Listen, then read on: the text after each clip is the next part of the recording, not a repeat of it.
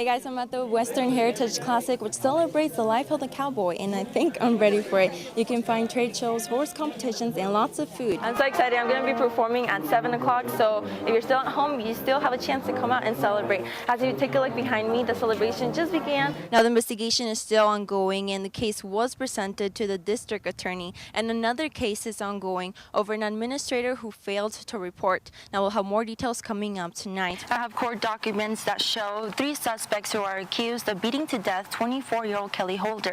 The incident happened earlier this summer at the home right behind me. Holder was about 6 weeks pregnant. This tree once stood tall, but due to Sunday night's severe weather, it was literally picked up from the ground, just like many homes here in Baird. Me encuentro fuera de la plaza de Taylor County, donde está localizada la oficina de elecciones. Tienen 5 horas para venir a votar. The Colorado River flows well over 1,400 feet, and during the summertime, many come out and enjoy its waters, but a kayaking trip can quickly turn into a rescue. Imagine you're driving a school bus and suddenly you find yourself and your students flipped over and you have to act fast because you have about 3 minutes to get out. He got up from this room and walked over to close his screen door, but the winds were so strong that it blew him and his dog all the way across, hitting a wall that once stood. Earlier this summer, Jones County partnered with the United States Immigration and Customs Enforcement to open the Bluebonnet Detention Facility to meet government needs, and now the facility is almost ready, and we took a look inside. The 100,000 square foot facility sits on a 42-acre plot in Anson. It's the newest ICE detention center in West Texas. Originally, the center was built in 2010 by the state of Texas to house inmates for the Texas Department of Criminal Justice, but it remained empty. Now, the contract between Jones County, ICE, and MTC have revamped the building into a detention facility that will house 1,000 detainees, mostly adult males and up to 72 women. These people are not here for a criminal sentence. They're not here because they're being punished for a crime. They're here for one reason only, and that's to get them through the immigration court process and effect a removal order if a judge orders them removed. Each cell holds up to 20 individuals. The intake process takes about 12 hours, starting in the detention and medical unit with 35 medical personnel and staff. A state-of-the-art facility with pretty robust 24/7 medical treatment area. A wide variety of medical and mental health professionals. There's also several video conferencing immigration courtrooms, private booths for asylum interviews, and a law library. And housing dormitories have a lock for each bed. If they have legal documents, maybe they have letters, extra clothing, commissary items. That's for them to secure their personal items. Dormitories also have tablet technology access, phone stations, and satellite feeding. Female detainees have their own dormitory and recreational space. Our objective while they're detained is to treat them with dignity, with respect, and to provide them full measure of due process that their case requires.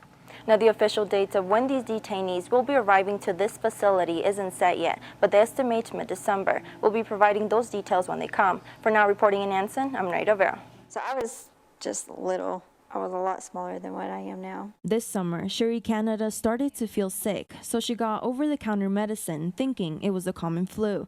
Little did she know she'll be spending almost a month at the hospital. My fever just kept coming back, and so finally I'd been dealing with that for about 3 or 4 days, and finally I decided to go to an emergency clinic, a minor clinic, and that's when they diagnosed me with pneumonia. I had some fluid on my lungs by chest x-ray. The prescribed antibiotics didn't work. Days later, she went back to the minor clinic for IV fluids. Canada didn't feel any better. She then headed to Hendrick Hospital. My stats were low, my heart rate was elevated, and they started doing an EKG.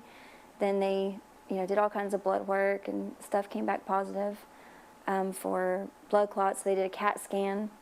And in the CAT scan, they saw that my lungs just overnight went from a little bit of fluid to full of fluid. For 2 days, they tried to treat it with steroids, but her stats kept going down. On June 14th, they sent her down to ICU, putting Canada on a CPAP machine. Still, my stats were going down. I couldn't breathe. I was getting worse. And by June 18th, 4 days into being in the ICU, June 18th, they were talking about intubating me, putting me in a medical sedated coma. A week later, Canada finally woke up. She then was taking it step by step, trying to walk again to get her strength back. After I walked that first day, and they had woke me up from my coma, they told me how bad that vaping was on my lungs and how much fluid, they relieved 4 liters of fluid off my lungs. She's been vaping for 3 years. Not a lot of people knew she did, but Canada realized it was getting out of hand. When I did vape, it was constantly. When I was watching TV, when I was driving, it got to the point where I couldn't go anywhere without it. From 77 pounds during ICU, she was released at 84 pounds on July 5th.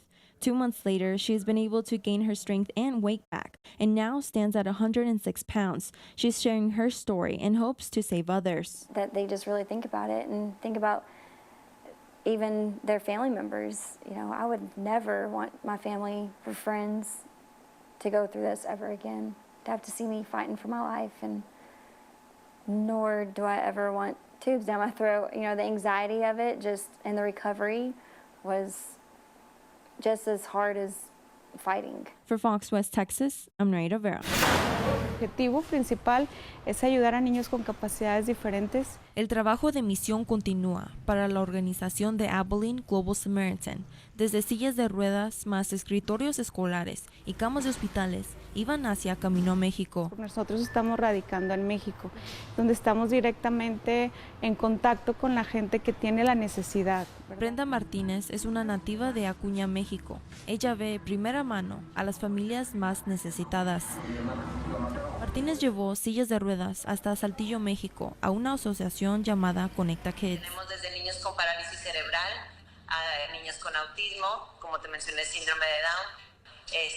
Somos una asociación que quiere juntar esfuerzos con otras asociaciones para lograr abarcar un poquito más. No te das cuenta del entorno completo de la familia. Me gusta, después de que las entrevisto y tengo sus datos, ir hasta su casa. Brenda Martínez fue introducida a Global Samaritan por el Ministerio Bendecido para Bendecir desde San Ángelo, que viaja a la ciudad de Acuña una vez al mes. Y decidimos hacer la conexión con ellos porque ellos son básicamente los oídos, los ojos, que cuando nosotros no estamos ahí. La gente dice misiones, es como ir a otros países tan lejos cuando tenemos un país hermano tan cerca y con pocos recursos podemos hacer un gran impacto. La verdad es impresionante cómo hay asociaciones, personas de buen corazón y personas ajenas a nuestra cultura, ajenas a nuestro idioma. Muchas veces son personas que no hablan español y que quieren ayudar. Cosas para donar, desde sillas de ruedas a pañales o incluso donaciones monetarias. Usted puede conocer más a través de la página de red paperhouses.org. En Abilene soy Nereyda Vera.